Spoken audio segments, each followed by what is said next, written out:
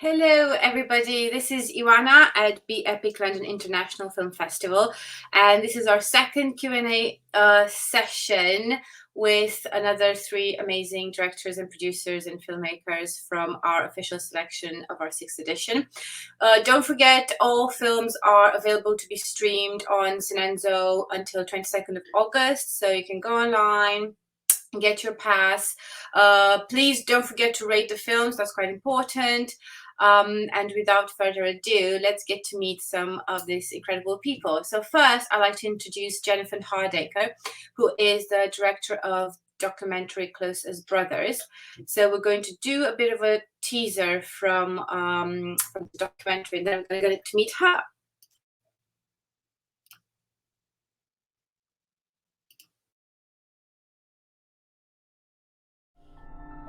So do you think you should just be treated like a normal human?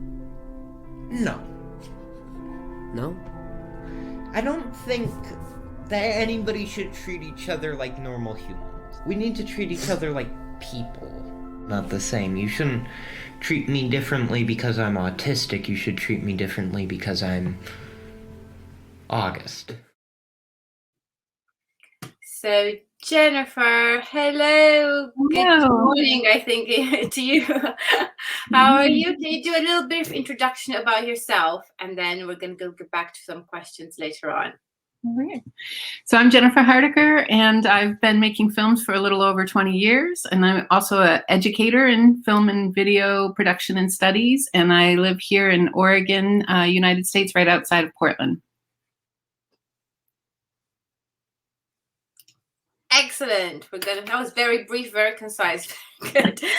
Well, can't wait to ask you some more questions about the documentary. Next, I'm going to introduce Eshan Pakwazia, and he's the producer of Do Solo Pin, and we're going to put a quick teaser as well now, and then we get to meet him too.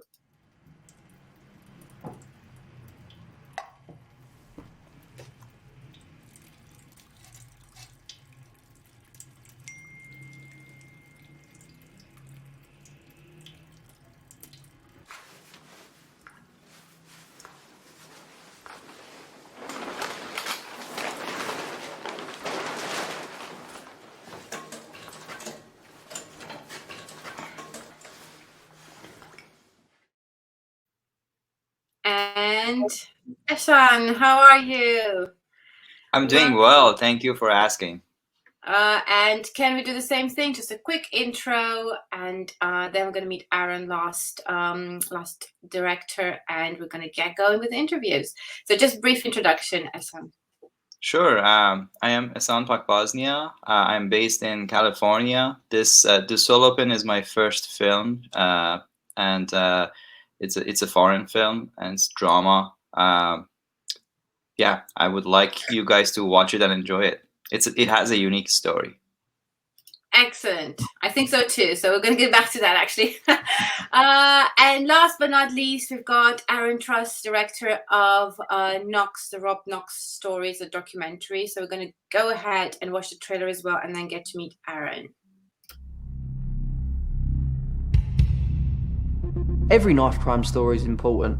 It's just that Rob's one had a light shone on it from the press because of Harry Potter, I suppose. The 18-year-old was stabbed in a fight which broke out in Sidcup in Kent. Robert's friends told us his brother was attacked by a man carrying 2 kitchen knives. Almost like possessed, really. Don't know whether he's on something. A 21-year-old man was arrested on the scene and is still being held on suspicion of murder. Previously he'd been arrested and at the time of the murder of Rob, he was on bail for a knife crime offence. Like an increasing number of victims of knife crime, that night was to be his last.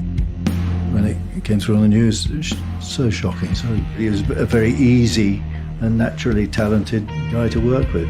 Robert is so popular, and probably because of his popularity in Harry Potter, it's bringing a larger media attention to the problems of knife carrying in this country. My mum said that, say I catch something like winter vomiting disease. If that serves a purpose, then hopefully Robert would have done something else exceptional in his short life. And I saw the knife go into my hand and come out the other side.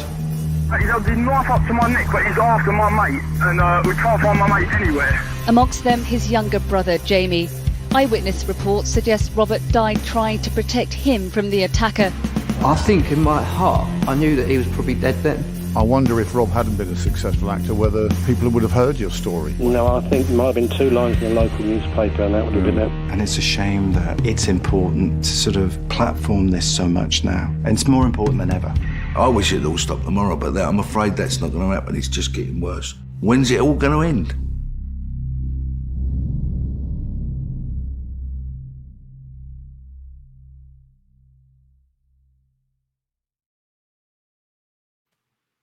And Aaron, welcome. I think you're in Italy, aren't you? I am indeed. Yes, I am. Okay, so hopefully time difference is not too bad for you. So can you do the same thing, just quick brief introduction, and then we'll just start the interviews. Sure. My name is Aaron Truss, and I'm the director of Knox, the Rob Knox story. And this is my first directorial feature, and I'm happy to be showing it at the festival. Excellent, lovely. Well, welcome everybody. It's really lovely to have you here. It's amazing to get to see your films. First thing I sort of like normally kick on with is something that I think is one of the most fascinating questions ever that you can ask any filmmaker, but especially independent filmmakers, which is how did the idea come about? How did the film come about? What was the inspiration or the motivation, or just the beginnings? There's so many stories out there. There's so many contexts. There's so many things you can actually do and create. What was the attraction towards this particular story, or your particular subject that, obviously with documentaries a bit different, but for Ehsan, for the narrative. But we're going to start actually with Jennifer. And if you can sort of like, because this is a documentary, so what was the driving force behind it? How did it all sort of started? So the boys in the video are my sons, and of course they're near and dear to my heart. And my older son is on the autism spectrum, and what was the genesis in particular for asking them to sit down and talk to one another and do an interview and make it into a film was, as my younger son became teenage age, the older son was constantly teasing him and saying, "Oh, well, you're a real teenager." And so it was a really interesting moment to ask them to sit together and talk about what it meant to be growing up, like to reflect on their relationships as brothers. What did it mean for each of them that August was on the spectrum, and how did that maybe impact their relationship, and so on. And so I just sat them down. The documentary that you'll see is only 5 minutes long, but the conversation they had was over an hour. And so that's the genesis of the project. Excellent. So it's very personal for you, wasn't it? It was like, yeah, it was something that you were quite attached to it. So is it that, obviously you set them down. How did the idea of actually making a film, did you feel like that's an important thing, or did you feel that could be something that other people can learn from? Or what was exactly sort of like the idea from to just do it, just make this into something that other people can watch and maybe, maybe find themselves or find relatable things? Absolutely. I think that there's still so little information out there for most folks to understand what it means to be autistic. And I don't know if you've ever heard the adage, but the adage is to know one person on the spectrum is to know one person on the spectrum, meaning, what it looks like to be autistic differs so greatly from person to person. And so my hope was, on the one hand, there's a lot of different entry points. A lot of us have siblings or even friends, and those relationships change as we age. And so I thought that's an entry point. The idea of not even just autism, but being non-neurotypical and working through those issues. And I think, again, my older son is, he's just very articulate about being on the spectrum. And I think that's probably a shock to some people, to be so self-aware of what it means. So I thought I wanted to share that. Yeah, I feel like that's one of the biggest thing as well. I feel like he's so lucid in a way, in a sense. He's so very sort of focused and lucid and very, almost a bit detached, like looking back and being able to analyze things is quite fascinating, I think. But yeah, we're going to get more into that. So, Ehsan, how about you? How did the project start? Was it something, how did the idea come about? Because you did say, and I do think as well, it's quite a unique story. It's not something you see every day. So I'm quite curious, how did that even come about? How did that, that sort of idea spring to mind? Yeah, so like I said, this is my first filmmaking experience. It's a short film, and same for actually the director and screenwriter. It is his first filmmaking experience. Jawad has been in play and theater for many years, but he decided to do films, and then he approached me with this story. The reason that this story, which by the way is from basically his, it's a product of his imagination. He never saw anything like that in real life. But I think the reason that I connected with it was the element of survival in this story, and how we, all of us, are doing something on day to day, or maybe like generally speaking, to survive in life. And we have been doing that for millions of years, as long as we have existed, and the nature of it has changed. So that was one thing, and then the other one was the element of pain and suffering that someone, no matter who, has to go through in life, and the fact that it shows a very simple but unique story of someone in another corner of the world. It kind of brings the awareness to all of us that everyone has a story, and no matter how they live, everyone has a story, and it's just interesting to see, to zoom in someone's day-to-day life and see how it looks like, as odd as it could be. Okay, that's it. I think it's, well, I would have been quite curious exactly to talk to him and see how did he come up with this specific idea. Yeah. But I think some of the things you said do resonate quite a lot, especially in terms of like the survival element in there, but the different context, because it's a very unusual situation. But actually, you're right. It's just somebody trying to sort of like grab the opportunity to just live and make sure they do the best they can for their family and for their future. And yeah, very interesting. Aaron, let's go to you and see what was the drive. Well, I think it's quite obvious in your case. What was the driving force? But how did you come about? How did you get involved? What were the sort of beginnings? Yeah, how did everything started with Knox, the Rob Knox story? Well, the idea of a documentary has been in the running for some time now, for many years, and Rob was a very close friend of mine. We both grew up as child actors in London, and we always used to go for auditions for TV soaps and commercials and things like that. And after Rob got Harry Potter, it wasn't long afterwards that unfortunately he was killed. He was murdered. And since then, I've still been friends and close to Rob's family, and Rob's father in particular, Colin, has always wanted to make a documentary about what happened to Rob, about Rob in general, as a sort of warning, really, to other parents and teachers living in the UK. And I got involved about 2 years ago when I just asked, how's the project going? Is there any news? And there wasn't. Unfortunately, nothing really much was happening with it. And at the time, I was working as a post-production editor in London, and I just said, give it to me. I want to see if I can do it. I want to see if I can bring his story to life, because I knew him, and I felt that I would be able to give it a personal touch, as it were, because I knew him so well. I see.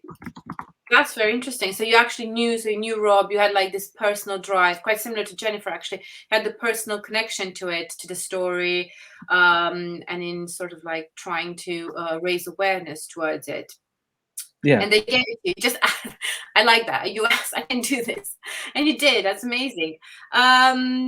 So in this case, what I kind of like want to move towards is what was, in a sense, the biggest challenge, but also the reason why I don't like this question alone is because I want to focus on the positive as well. So I always like to couple this question is what was the biggest challenge, but at the same time, what was the biggest reward or the biggest sort of like nice outcome that came from it as well. And Jennifer, let's go back to you, and then we're going to continue with everybody else. So challenges and rewards. Challenges and rewards. So, you know, the challenge was probably just deciding, because, you know, their conversation rambled, but they also said a lot of good stuff. So picking and choosing, you know, what to include. But I have to say, this was by far one of the easiest films I've ever made. It just kind of came together. I you know, as I sat and listened to them chat, I was, you know, like my heart was just full, and I just was, you know, genuinely excited to share this with an audience. And I thought that there was so much there to share. So working with my sons is always a reward. Actually, they've made appearances in the film since they were little. And so this was a great opportunity to collaborate with them. I really felt like I was just lucky to be there when they had that conversation. So. Excellent. Ehsan, how about you? What were the biggest challenges for Dosolopin, and equally, what was the biggest reward that you got out of it, or you felt like was achieved with it? Yeah, sure. So I think I think I can think of like a couple of challenges. One is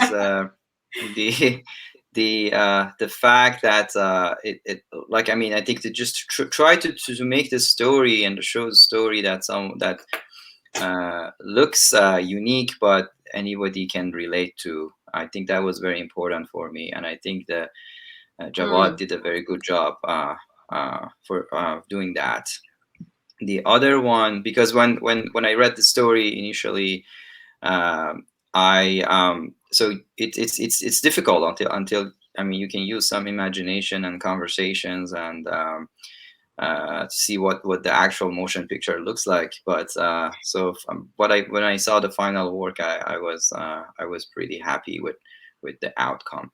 And I think at this time, after I see I have seen it for like I think like hundreds of times, and I think everybody should be able to connect with it. I hope, at least that's my hope.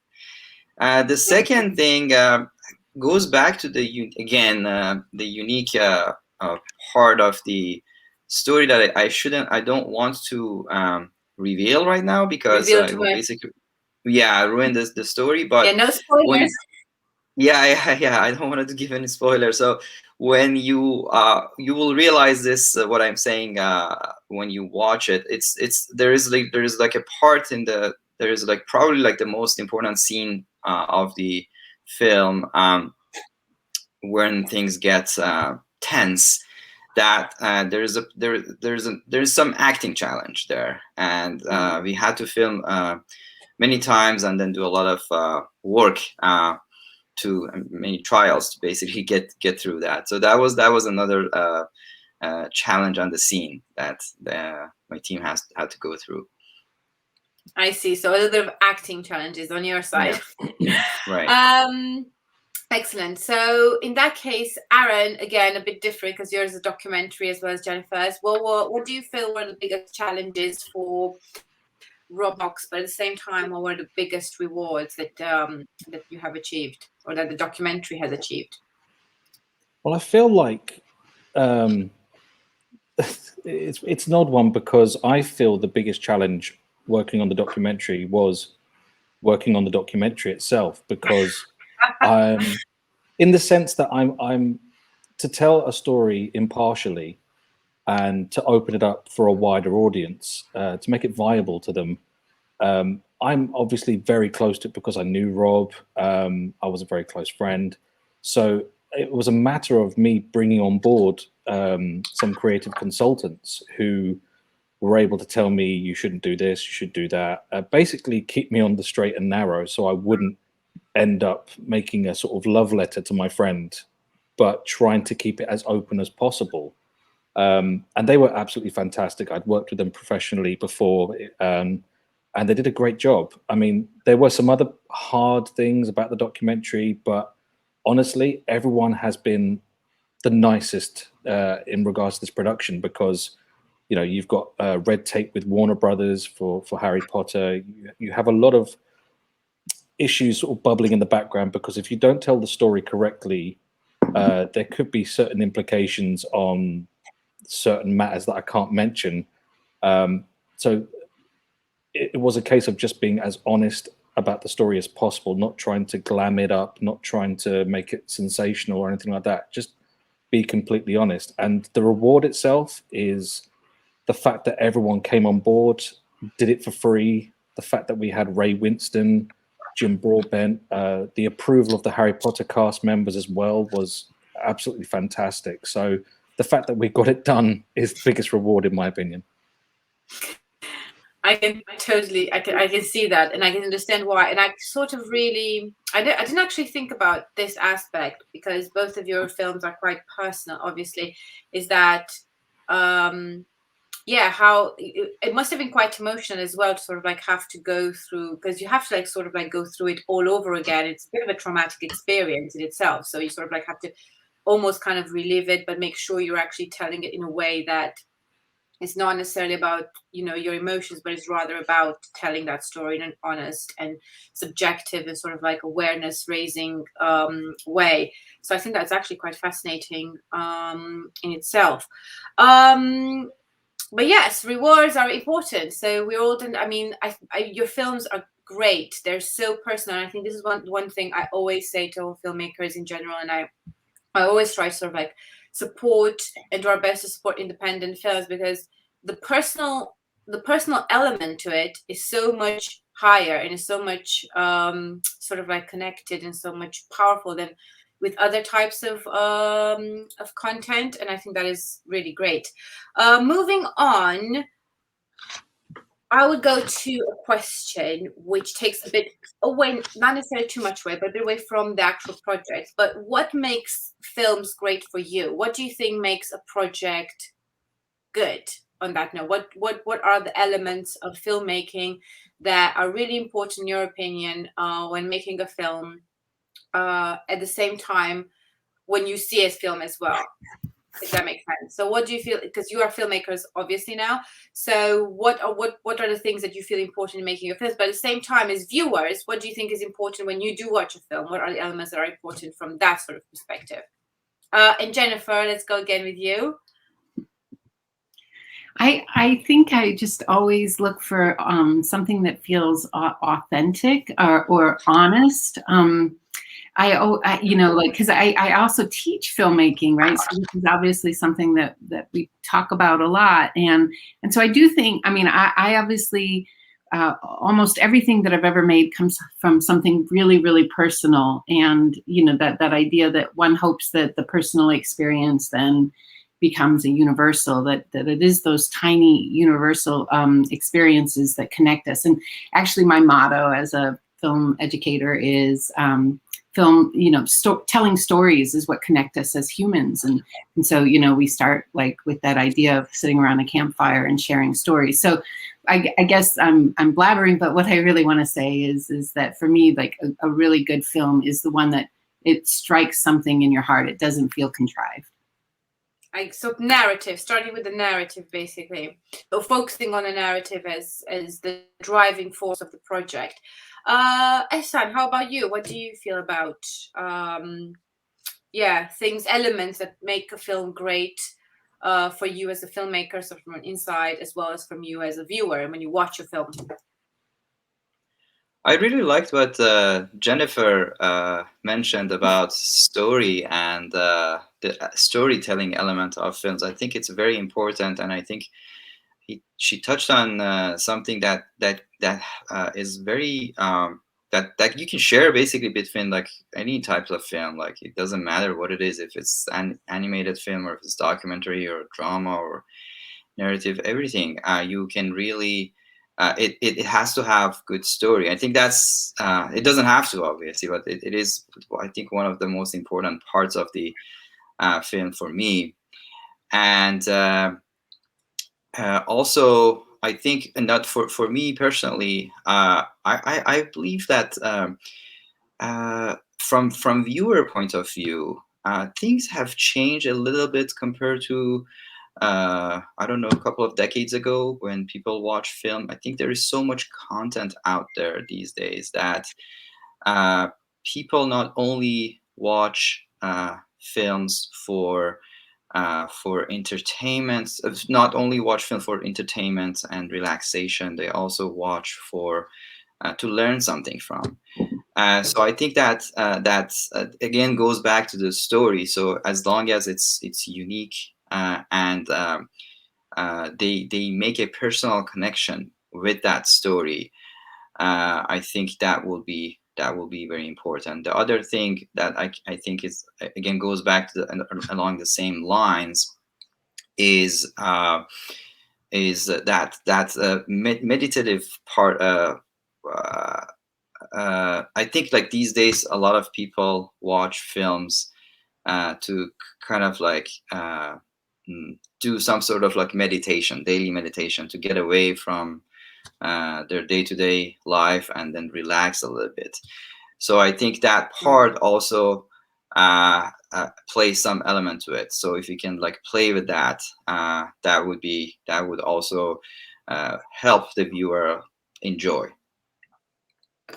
Excellent. So a bit of the same thing, storytelling, and obviously the honest part, the sort of like really relational type of subjects that we can all relate to, basically, and we can all connect with.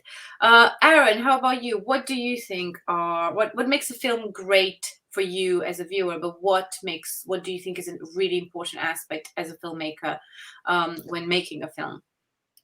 Well, this isn't fair now because the other two answers were really good and kind of nailed it on the head. So I'm just going to say you have to lie, cheat, steal. No, I'm joking. No, they were absolutely right. You have to be completely honest with, as a filmmaker, your vision, and that honesty goes, towards your audience, because the audiences for films are, they're not stupid, they're clever. No, We can exactly. pick up on things like this, and the same goes for the filmmaking process as well. You have to be honest and open with your crew, what you're trying to achieve, and also be open to the possibility that you could be wrong, or someone might have a better way of doing something. I'm not saying cut corners, but there might be possibilities that you haven't thought of before, and you need to be honest with yourself. Let the ego go. Like there's no room for it at all, and work as a unit essentially. And in terms of being in an audience, in terms of what I would like to watch, it starts with the trailer for me, or it starts with word of mouth.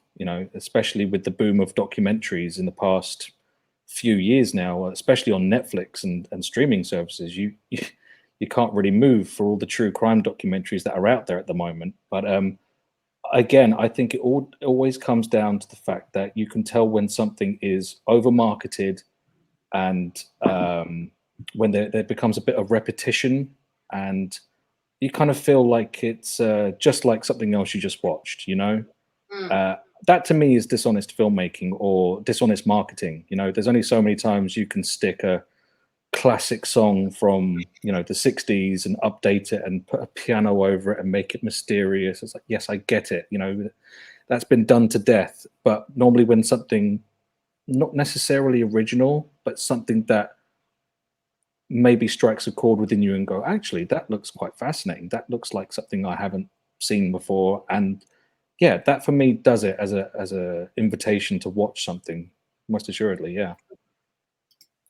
I sort of, again, very good point. Because everybody says there's only like 6 or 7 universal stories that you can actually tell, really. But in fact, is the actual context in which you put those stories is the creative part of it. It's from the narrative to the production to everything that you sort of like create something new and original, or a new vision, or a new aspect to it. So good, very good answers, everybody.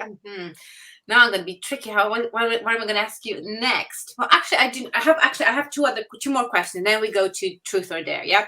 So, my other question would be kind of in the same lines of this one. I'm quite curious always is: do you have anybody that is an inspiration for you as a filmmaker? Do you have like I mean, it could be anyone. It could be, honestly, it could be like a director, an actor. It could be a musician. It could be someone in the family. But is there someone that is like inspirational for you, or somebody that, inspired you to go into filmmaking, or you really feel passionate about them, or they have had like a big impact on your journey as filmmakers? And let's go, Jennifer, back to you. I think it's going to seem bizarre given the film that I made, but David Lynch was the first passion that I had for filmmaking, and I was 15 when I saw Blue Velvet, and it just blew me away. And that idea of visual storytelling, that was really the first film that I was like, this is how you tell a story visually, right? Like that you use all the tricks of the trade. And I really fell in love. And then a lot of my films are experimental and short films, and in that vein, there's a short experimental filmmaker, Sue Friedrich, who's been both a mentor and a huge inspiration on me. Oh, brilliant! I have to check. I mean, David Lynch is obviously, I think, is a very sort of like influential person for a lot of people, I think we find. Ehsan, how about you? Anybody that sort of like struck a chord or have like motivated you to get into production? You're more into, you're a producer, so curious about that angle. Yeah, sure. So I think I still touch on the director part because I'm still amazed by the work of that directors do. It's not something that I can ever do, so that's why I really appreciate that. I think I'm more of a left brainer, for me, I have a few actually favorites that everybody knows, but I think the one that I probably connect most to and it's closest to home for me is I'm originally from Iran, and my team and this film was actually filmed in Iran as well. So I think the closest that I can relate to is Asghar Farhadi, and the reason I like his work is he has been able to show a lot of action and emotion and feeling, especially if you go back to his older films. He was able to create a lot of tension without any special effect, without any crazy equipment, and that element showed that it basically shows the capability of the director and how capable he is to create content without a lot of the means that a lot of other directors can use and could use. So that's actually his work has a lot of inspiration for me. Excellent. So again, I feel like we're getting to like this sort of communal thread of the visual side feeding into a story that doesn't necessarily need artifices or special effects, but rather is sort of like geared by itself or has its own sort of like engine going. Aaron, how about you? What's your take on this? What were elements of inspiration for you, or people that have inspired you? Well, Jennifer nicked my answer because David Lynch is a complete legend. I was watching Twin Peaks yesterday, so I'm trying to get that out of my head. But honestly, no, I do see where Jennifer's coming from in terms of David Lynch, because he is a director who I'm still learning about. Not in terms of research, but the older I get, the more things I'll notice about his work as it progresses. And the fact that he, again, going back to honesty, you're either on the train with David Lynch or you're not. And I don't think as a filmmaker he compromises that. I think he's completely straight up with what he's trying to achieve. You might not necessarily get all the elements there, but that's just who he is, and I have a huge respect for David Lynch as well. So that was the correct answer, Jennifer. Aside from that, though, I think in terms of documentary filmmaking, there isn't a particular filmmaker or documentarian out there who inspired me. I think I was more inspired by the honesty that documentaries can give, and from a very young age, I was always fascinated with behind the scenes films and clips, and it didn't matter what movie or if it was for a musician or for whatever, but I was always fascinated to see what the people behind the camera were thinking about movies and things like that. And I always found interviews fascinating because it's another insight into into the film you're watching or something. Makes sense. That's a fair point. Gosh, now I'm gonna have to change the order because I feel like something's going on there. Okay, you got to just mute Jennifer, and then we'll get to her. Yeah, exactly. We'll leave her last. I think Aaron is being very modest here. He is giving amazing answers, and I actually enjoy his answers. So I think that's one of his tricks to shine. Thank you so much. And by the way, FYI, I enjoyed all your films. By the way, I thought they were absolutely amazing. Oh, thank you. Oh, that's brilliant. I like it I like when you guys sort of like really appreciate each other. But I think this is why I always say, and I repeat myself, but this is just true. If independent films just have this sort of like personal touch and uniqueness that a lot of projects don't do, and probably it's because this rush to get to sell or to gather revenues and use of marketing, and there's it's sort of like the business more like focused part of the industry. But I feel like independent films just are very focused on the story. They're so personal. They're so connected. Yeah, they're just amazing. Last question before our little game is: what do you feel is what do you felt maybe with your project, or what do you feel in general that makes a fruitful collaboration, obviously in filmmaking, or what can you do, or what have you found that enhances the collaborative process? What was a useful tips? Because obviously you've got a team of people, you've got a process to go about. You write the script, you film it, you pre-production, post-production. So there's like a whole sort of process in making a film. What did you feel could make or is useful to make a fruitful collaboration and enhance this sort of aspect? And actually, Aaron, let's start with you. Okay, well, so what Jennifer was going to say was no. Again, I know I might sound a little bit stale, but again, it's honesty. When it comes to collaborations on my film, I was extremely lucky to work with the people that I wanted to work with. No one turned me down.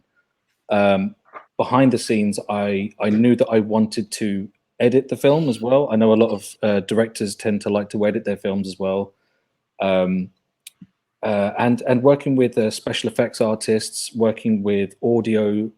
There was a huge team behind audio because I'm a stickler for making sure that everything sounds right, everything's leveled, and I absolutely trusted these guys to get it right. But again, it is down to honesty. I didn't trick anyone into doing it. I didn't lure them in. I just said, look, I'm making this film about my friend. I'm not making any money from it. No one's making a single penny. Would you help me? It was almost like a plea. And when we were off and shooting with my second unit director, Adam, and even when we were in post-production, it was an absolute amazing experience because they completely grasped what we were trying to do. I mean, we might have underestimated the impact of the reception of the film, but the same goes for Tom Felton and Danny Harmer, Ray Winston, David Yates. They were absolutely lovely to work with. I'd never met them before. They were very accommodating. And it was all down to honesty, and that's pretty much my final thing on that.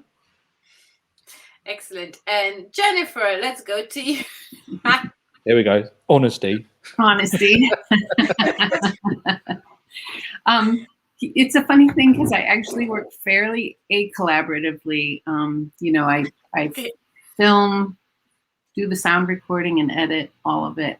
So in this case, obviously the collaboration was with the boys, and just in some ways, I think, you know, even when I have worked collaboratively, and what Aaron was saying, right? Like, you have to trust and you have to step out of the way and let people do their magic, the thing that they do, right? And trust that they're going to do it well. And if you try to control it too much, you know, you lose trust and you lose the energy, and you lose, you know, the thing that makes the magic.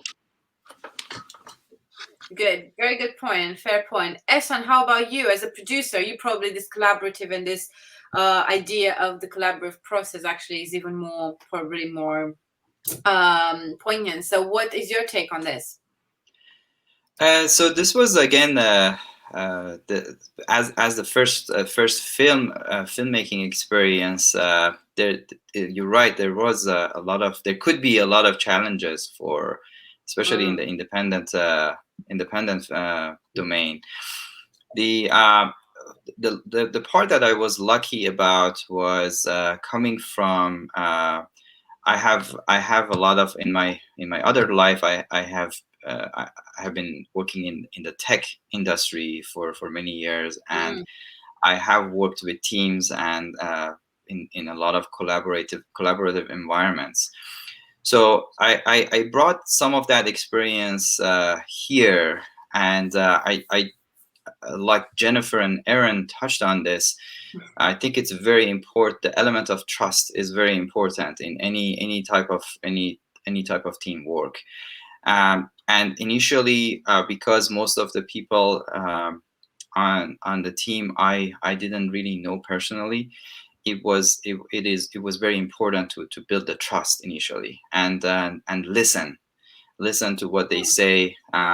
Forget your ego, put it aside. Always listen what others say, and I always do, and I try to learn from them. And at the end of the day, one of the biggest goals that I have in anything that I do, including filmmaking, is to learn and grow, for personal growth. So when I look at it from that point of view, then that helps me become a little bit more humble, and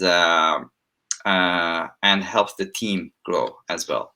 And in terms of the team, I was lucky that most of the team members, I felt they were coming from the same basically same background idea. And so we didn't have a lot of challenges with that element of collaboration. Of filmmaking. Yeah, collaboration element. Excellent. I think you guys give great advice, but I feel like not just for filmmaking, for life in itself. Don't you feel like this could be useful? This could be applied just broadly. Excellent. Now, for the fun part of this interview, we're going to play a little game of truth and dare. And I'm not even sure if I'm going to go with first. Any volunteers? Who feels brave? Go on, Jennifer. Oh dear. Oh, well, you can just don't make us stand up, guys. No, okay, good. Everybody's in the stand up. Actually, Ehsan, let's go with you. Truth or dare? Truth. Truth. Okay. Oh, but the dare was such a good one for you. Okay, never mind. We're gonna. All right, dare. Dare. Oh, yay! Right. This is how you do it. You have to proceed. Okay, so you have to promote those solo pin. You have to promote your film, yeah, with a Hollywood presenter voice. So you have to tell us a bit about those solo pin. But we have to use. Do you know how they use it in trailers? They have like that husky sort of kind of voice. Or you can have the log line, or you can use the log line if you know it. You wish for the truth now, don't you? I do.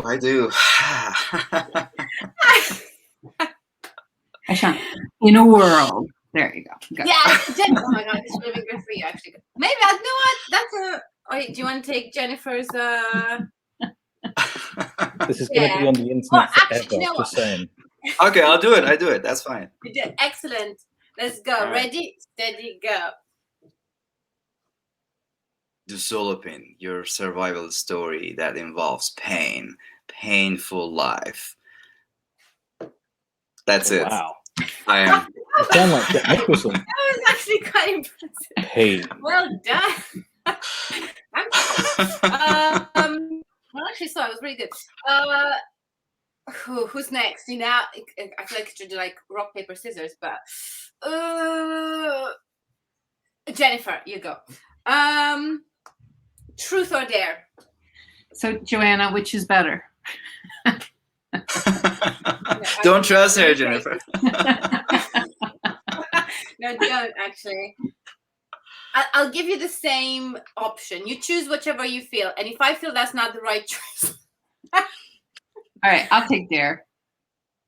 Oh, that's a good one. Yeah, I'm happy with that. Okay, so you have a log line, right? We have a log line for Closest Brothers. Good. So what we're going to have to do is mime the log line, and we have to guess it. Okay, yeah. I can't do it because one of the words is non-neurotypical. I don't know. Okay, we have to change that. Okay, what can you mime? Mime. Obviously, you can't mime because we know the title. How about you? How long is the log line for you? Is it like it's only one sentence? Yeah, it's only one sentence. No, we need something like shorter than that. Maybe like a really like a really small log line. Can you just think about one now, and we're going to try and mime it. Take neurotypical out of it. I would say whenever you're ready. Right, we need to focus, yeah, because we don't even know the log line now because she's changed it, so we have to like quite focus. Right. Well, it's really just this. Friendship. Yeah. Close. Yeah. Close. Oh, I'm too good at this game. See, I'm too good at it. I should have let you guys do it. Good. And Aaron, truth or dare? I'll take both. Go on. Both. Okay. Yeah. Is that allowed?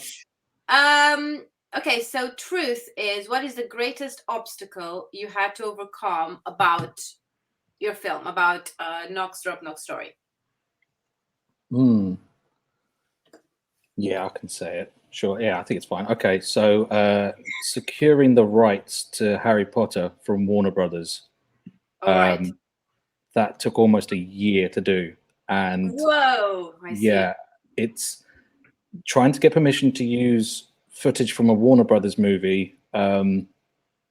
It's not easy, and this is not me having a go at Warner Brothers at all whatsoever. You should protect your property, but obviously in our case, we desperately wanted to include Rob in action doing his thing, his acting, and it took so long. And I won't go into specifics, but the day I received an email saying, yes, you can use it for X, Y, and Z and for this price, I think I shouted and jumped in the air with joy. That was a huge moment for us because I know other people have tried to use clips from Warner Brothers movies and they've been unsuccessful. And the fact that we made it through that hurdle, it gave us a huge confidence and a boost. That is a big thing. Well, congratulations. And I can imagine it's like a lot of emails, right? You never get to the right person. There's always someone else they have to talk to. It's a bit. I don't know who I am anymore. No, yeah, exactly. I can imagine, but I bet it was very satisfying to actually be able to do that. Oh yeah, there've been good days and bad days. Talking about Warner Bros. And their production, your dare is to name as many characters as you can from Harry Potter in 30 seconds. Oh my God. Okay, tell me when you're ready. All right, I'm not a huge Harry Potter fan, so I'll do my best. I won't know if you're getting it wrong, so you can just literally just make up maybe something. Okay, whenever you. Okay. Ready, steady, go. Harry Potter, Ron Weasley, Hermione Granger, Marcus Belby, Draco Malfoy, Matthew, Mark, Luke, and John, Hagrid, Dobby,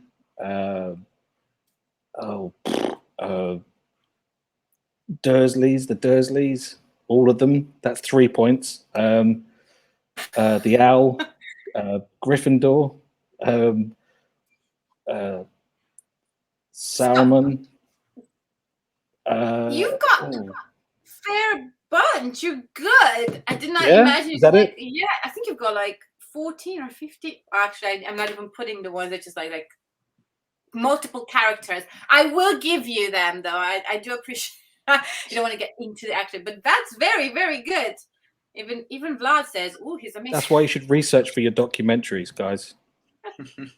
That was actually quite impressive. It was. I don't think I could name my family members that fast in 30 seconds. I'm so happy you didn't ask me to do that. So, there's gonna be a lot of Harry Potter fans out there going, "Oh my god, he doesn't know any of the Harry Potter characters." I think you've nailed it. I mean, most people would be like quite pleased. I think. I'm pretty sure I just named everyone in the whole saga. Well, I didn't. I said, yeah, any Harry Potter. So you had free reigns. You're doing good. Okay, guys. Well, I think we're reaching the end. So the last thing I'm want to ask you just before we go is, actually 3 things, but quick ones. Yeah, not too long. But one is, what would be your greatest or your most, or an advice that you would like to give to independent filmmaker? What is the one thing that you would sort of like advise them, or you felt like from your experience is something that you've learned and you can share, and it would be useful for independent filmmakers? Then I would like you to go ahead and tell me what you're doing next. So what is your next steps, what you have got planned in the future, and yeah, that's pretty much it. And let's go with Jennifer again, because I feel like we can keep the structure towards the end. So the advice is to not not get too fixated on the technology and this idea that maybe the magic camera is what's gonna make you great, right? That shooting with your iPhone or whatever is perfectly acceptable. Going back to that idea of story, as long as the story is there and the heart is there. And so that's the advice. And then the next things, that's the other question. Well, I'm a week away from starting the fall semester, but then also I just finished another very short experimental film, very different from this one, a little apocalyptic, a kind of, I've been calling it a fever dream reaction to the pandemic. So. Oh, I see. Going, this year probably a lot of people were like, had to get very creative with with everything that turns like, yeah. Well, we're looking forward to that. That sounds quite exciting. Ehsan, how about you? Advice. What would be an advice from your experience, or what do you feel is like a really good advice, or something that you would have wanted to know maybe when you started the process, and what's next? I think the best thing I can give is like I think we have already kind of like touched on it in the past hour or so, but just to make a difference, to have to when you make content, just keep that in mind, to try to make a difference and bring some value for your viewers and audience, and just put your shoes in, put yourself in their shoes, basically. I think that would be my basic advice. And then the other question was about the next project. Yeah, so we are actually working on it. We have I had a trip to Iran a couple months ago, and then we finalized the location for the next film. We have finalized the budget and cast and crew. The only issue that we have been having is like the COVID. The situation is not great right now, so it keeps getting postponed. The shooting keeps getting postponed, but hopefully we're hoping for like maybe next couple of weeks or 3 weeks or so we can start shooting. Excellent, exciting times then. A new film. Yeah, I bet COVID was quite challenging for everybody, especially with the films, because you have to like be so. There's a lot of protocols anyway in filmmakings, and this has added extra load of bureaucracy and load of procedures. But hopefully we'll be getting out of it. And Aaron, our honesty. Yeah. Advice. So what is the advice that you would give, and what is next? I would say do your research, because you never know when someone's going to quiz you on characters from Harry Potter. That's a big one. Don't be underprepared. No. I would say, yes, honesty is one, and I think everyone's made a very good point. I think research, going back, not as a joke, but in terms of networking and making friends with people and what they do, what their craft is, whether it's in sound, visual effects, whether they're a DIT or a DOP, just get to know them, learn what they do. You don't have to know everything they do, but just respect what they do and learn to trust them. Don't try to tackle everything yourself. The last thing you really want is to be director, producer, editor, sung the theme tune, acting. Stick to what it is that makes you happy and what makes you honest as well. Don't tackle too much. Always make friends in this industry, because it is an incredibly small industry, as I figured out over the last couple of years. Everyone knows each other. It's not a secret. Everyone, I'm pretty sure I'm going to bump into you guys again down the road, which I'm looking forward to. And I'll know the characters for Harry Potter as well by then. Excellent. Just be honest and be true. In terms of next projects, I've just finished working on a short horror film, which is doing the festival rounds as well. I'm also working on a documentary with a friend in Mexico at the moment called The Cult of VHS, which will be coming out in October, which I'm very much looking forward to seeing myself. And we have a big announcement coming on the 18th of September regarding Knox at the Gold Movie Awards. And I can't say anything else other than that. What? No, don't you? You're going to keep us hanging now. Okay, but tag us in then. When is it coming? Oh, 18th of September, you said. 18th of September. Okay, keep us posted. Everybody, keep an eye on it. Excellent. That was very, very good advices, and very looking for all of you. Great projects, some really good things as well coming out from that. Everybody, I hope you don't miss this opportunity. Go in Cinenzo and get your passes and get to rate and see this amazing project, and leave your comments as well. Follow us and follow all of their pages as well. And yes, thank you everybody for coming. Thank you for making amazing projects, and hope you keep everybody posted, because we have to. Everybody, I hope you had fun. Thank you. Thank you very much. Bye. Thank you, guys. Take care. Thank you. You guys too. Safe.